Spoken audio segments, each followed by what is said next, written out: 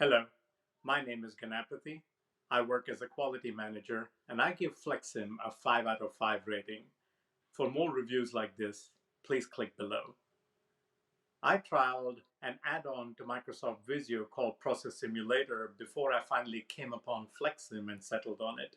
The one thing that I didn't quite like in the Process Simulator, which is an add-on to Microsoft Visio, is its inability to tackle 3D simulations, especially in complex simulations, which FlexSim handles beautifully.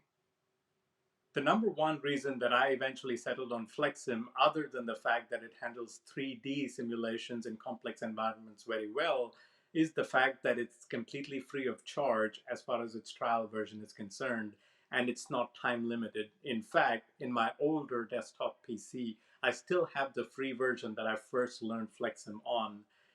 And the second reason I have to admit is the price point for the single user license on FlexSim. It is more advantageous to use FlexSim than the Microsoft Visio add-on Process Simulator, simply from a cost effectiveness perspective.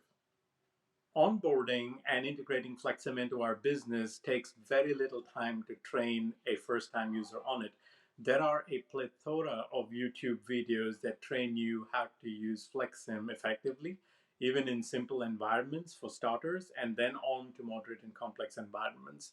In fact, I actually shared some of the YouTube videos that I had seen as a first-time user with some of my colleagues who now use FlexSim for their own complex 3D simulations.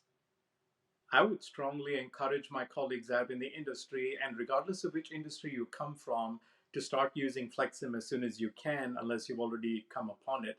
It is especially advantageous to use for 3D simulations, and there's only so much one can do, even in complex 2D simulations. You really can't gauge the physical difficulties in the real world sometimes if you only simulate in 2D.